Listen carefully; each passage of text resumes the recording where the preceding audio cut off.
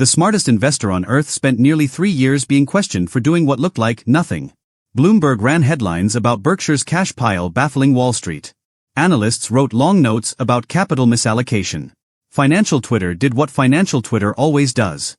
And through all of it, Berkshire Hathaway kept stacking cash and treasury bills as if patience itself were a business model. And in a way, it was. By the first quarter of 2026, Berkshire Hathaway was holding roughly $397 billion in cash and short-term treasury bills, the largest liquid reserve in the company's history. A sum larger than the combined cash holdings of Apple, Amazon, Alphabet, and Microsoft. Large enough, according to analysts, to buy outright hundreds of companies in the S&P 500. But that money was not sitting idle. With government securities yielding around 3.7%, Berkshire's cash reserve was generating annualized interest income approaching $12 billion. A multi-billion-dollar stream of earnings built largely from restraint. Now compare that to the average household. The median emergency savings balance people report today is around $5,000, down sharply from the $10,000 reported in 2025. And nearly 1 in 4 Americans has no emergency savings at all.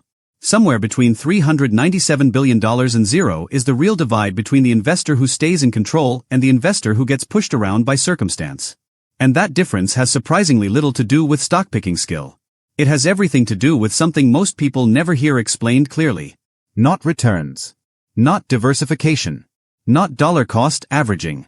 But cash. What cash actually is. What it does. And why understanding its role can completely change the way you think about every dollar you hold. Because cash is one of the most misunderstood assets in personal finance. Half the internet treats it like a mistake. $1 in savings is $1 not working. The other half holds cash out of fear and calls that wisdom. Both views miss the point. And the last few years, from 2022 through now, have been a perfect real-world case study in what cash does, what it doesn't do, and why it matters more than most people realize. By the end of this, you should understand 3 things. First, what cash is actually doing while it sits there. Something no simple return calculator captures. Second, the exact point where cash stops being just a safety net and starts becoming a strategic advantage. And third, the 3 distinct jobs cash plays in a serious wealth-building system. Because when people treat all cash as one undifferentiated pile, they usually get every part of it wrong. Let's start with a concept from options trading, optionality. When you buy a call option, you are not buying the stock itself. You are buying the right, but not the obligation, to buy that stock later at a specific price. That right has value because it gives you flexibility. Cash works the same way. Cash is optionality in its purest form. It gives you the right, but not the obligation to act. To respond to an emergency. To buy into a market decline. To step into an opportunity quickly. To choose. And unlike a formal option contract, your cash does not come with an expiration date. It doesn't pressure you. It just waits, available, ready to be deployed the moment the right situation appears. That is its power. The mistake most people make is pricing cash at zero. They look at money sitting in savings and see dead weight. They compare it against a hypothetical stock market return and feel guilty for not investing every last dollar. But that calculation ignores the option value of liquidity. And the option value is enormous, if you understand what you're holding. Cash doesn't just sit there. Cash waits with purpose. Now let's talk about what happens when you don't have it. Because this is where the story turns from theory into something much more painful. Most people think the danger in investing is losing money in a downturn. That's not the real danger. The real danger is being forced to act at the worst possible moment.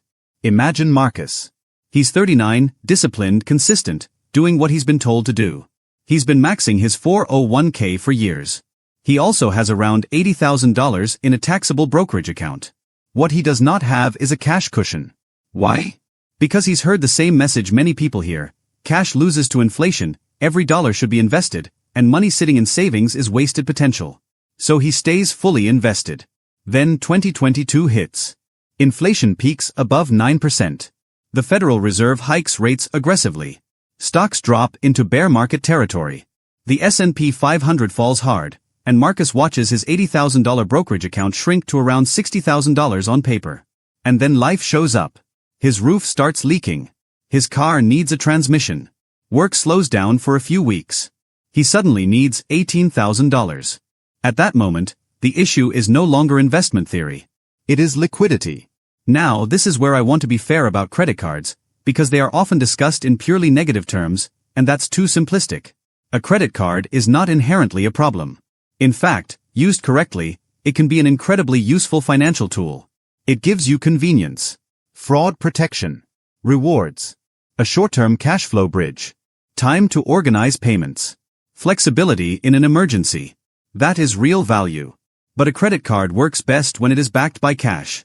If Marcus had strong liquidity behind the card, it could act as a temporary bridge while he moved money efficiently and kept his long-term investments intact. In that role, a credit card is helpful, smart, even. The problem is when the card becomes the emergency fund. Because then the convenience turns expensive. So Marcus now has two choices. He can sell investments at a loss, or he can use a credit card as a bridge without enough cash behind it. Both choices are manageable in the short run.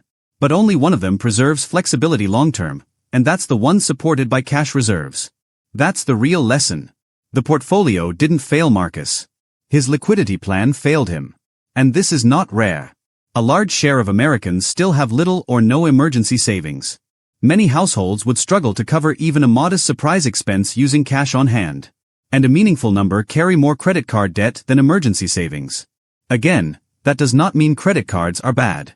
It means credit cards are best used as tools of convenience and leverage, not as substitutes for liquidity. They shine when they are paired with reserves. They hurt when they are asked to do the job cash was supposed to do. That distinction matters. Because the absence of cash creates invisible costs that compound over time. Selling investments too early. Interrupting recovery. Losing future upside. Leaning too heavily on borrowed liquidity. The option isn't idle. The absence of the option is expensive. Now let's flip the story around. Because every forced seller needs a buyer. And the buyer on the other side, in every correction, every distressed market, every rushed transaction, is usually the person who has cash. Real estate gives us the clearest example. A growing share of home purchases are still being made with cash. And the reason is simple. Cash doesn't just buy property. It buys certainty. Imagine two offers landing on a seller's desk. Offer 1. $420,000, financed. Bank approval pending. Appraisal contingency. Financing contingency. Long closing window. Offer 2. $400,000, cash. Fast closing. No lender delays. No appraisal risk. Minimal uncertainty. Which offer looks more attractive? Very often, sellers choose certainty. And that principle extends far beyond real estate. Private business sales. Distressed debt. Equipment auctions. Startup secondaries. Any market where a seller has urgency, timing pressure, or liquidity needs, the person with cash has an asymmetric advantage. Because cash closes. Cash simplifies. Cash reassures. And that often earns a discount. Warren Buffett demonstrated this perfectly during the financial crisis. In 2008 and 2009, while others were scrambling, Buffett stepped into deals on extraordinary terms. Not because he could predict the future better than everyone else, but because he had liquidity when liquidity mattered most. That is optionality in action. The cash had been sitting there for years, quietly, until the moment arrived to exercise it. And you do not need to be Buffett for this principle to matter. When markets corrected sharply in 2025, investors who already had cash available were able to buy broad indexes and quality assets at meaningful discounts. They didn't need brilliance. They needed preparedness. That's the pattern. The cash has to be there before the sell-off. Not after. Not once the headlines turn ugly. Not when you start thinking about raising some liquidity. Before. Because if you're trying to create cash in the middle of a downturn, you are already behind. Now, to be clear, the advice to stay invested is not wrong. Historically, remaining invested for long periods has been one of the most powerful wealth-building strategies ever observed. Missing just a handful of the market's best days can dramatically reduce long-term returns. That is true. But here's the nuance that often gets skipped. Many of the market's best days happen very close to its worst days. So the investor who wants to buy into panic needs dry powder already available. The setup for good decisions happens in calm periods, not chaotic ones. And that brings us to the deeper point most calculators miss. Cash is not just about return. It is about structure. It is what allows your long-term assets to remain untouched. It is what allows you to absorb shocks without disrupting the plan. And it is what allows you to act decisively when markets temporarily misprice opportunity. That's why thinking about cash as one single pile is such a mistake. If you're serious about building wealth, you need to think in three distinct cash buckets. Each has a different job. Each should be sized differently. And each changes your behavior in a different way. The first bucket is the firewall. This is your emergency cash. Not a vague 3 to 6 months rule copied from the internet. A real number based on your actual survival expenses, housing, utilities, groceries, insurance, and minimum debt payments. Strip out everything discretionary. The job of this bucket is simple. It makes sure you are never a forced seller. That alone changes everything. It protects your investments from being interrupted. It gives your credit cards the chance to function as smart short-term tools rather than expensive long-term crutches. It lowers stress. It increases resilience. And this bucket belongs in a high-yield savings account. Not a near-zero-yield legacy bank account. Not somewhere inaccessible. Somewhere liquid, safe, and productive enough to at least collect a reasonable yield while it waits. The second bucket is the opportunity fund. This is different. This is not there to pay bills. It is there to be deployed when something genuinely attractive appears, a broad market dislocation, a distressed asset, a compelling valuation setup, a time-sensitive opportunity. This is strategic cash. And the most important thing about this bucket is that it needs rules. Because without rules, one of two things happens. Either you freeze and never use it, always waiting for a better setup. Or you slowly spend it on things that feel urgent but are not actually opportunities. So write down the triggers in advance. What kind of correction matters to you? Which asset class? How much do you deploy at once? Under what conditions? The point is not to predict perfectly. The point is to remove emotion from the decision. The third bucket is systematic deployment. This is your regular investing flow. The automatic, boring, relentless process of sending money into long-term assets month after month. This is dollar cost averaging. And despite how unsophisticated it sounds, the long-term evidence in its favor is incredibly strong. Trying to wait for the perfect crash often feels intelligent. But in practice, regularly investing tends to beat sitting on the sidelines waiting for the ideal moment. So these three buckets are not competing with each other. They are sequential. Bucket 1 protects you.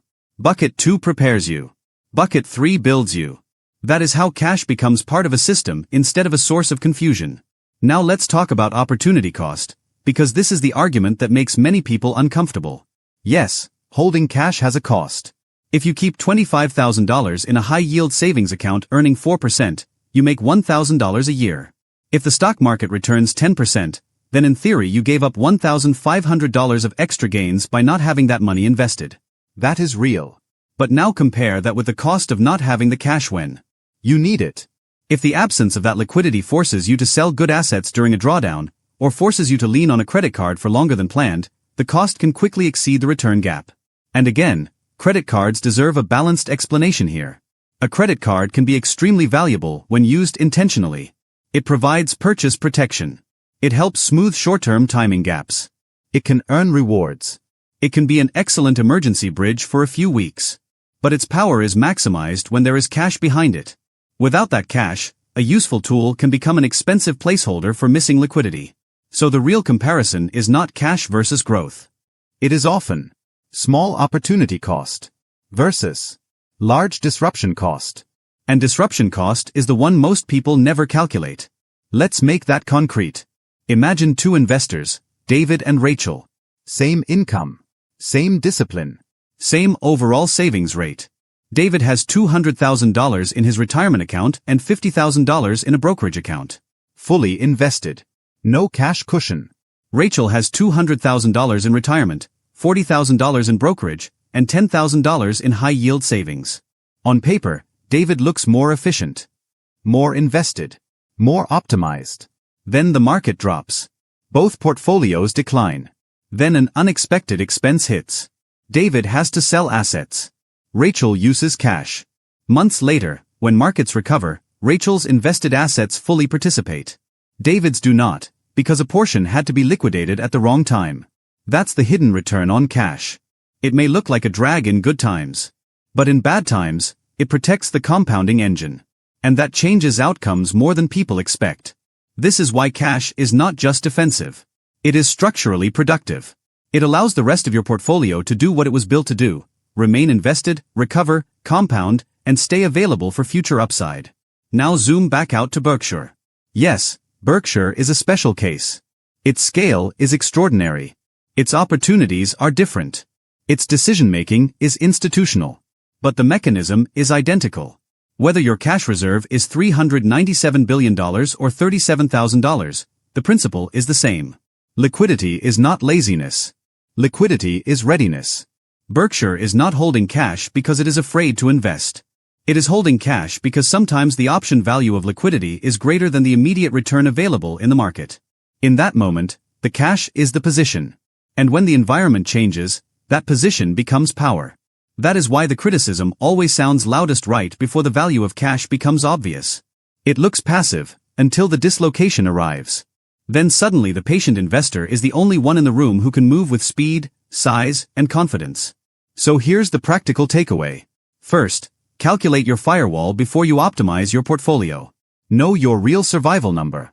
Fund it. Second, keep that emergency cash somewhere liquid and productive, like a strong high-yield savings account. Third, define your opportunity rules in advance. Don't rely on emotion in the middle of a correction. And finally, stop thinking about cash as wasted. Cash is not dead weight. It is not a failure of conviction. It is not money that forgot to work. It is the reserve that protects your plan, strengthens your negotiating position, supports smart use of tools like credit cards, and gives you the ability to act when everyone else is trapped. The investors who win over decades are not always the ones who found the hottest stock. Very often, they're the ones who were never forced to sell the right assets at the wrong time. That is what cash makes possible. It is not just safety. It is flexibility. It is leverage. It is timing. It is optionality. And when the moment comes, optionality is often worth more than certainty ever was.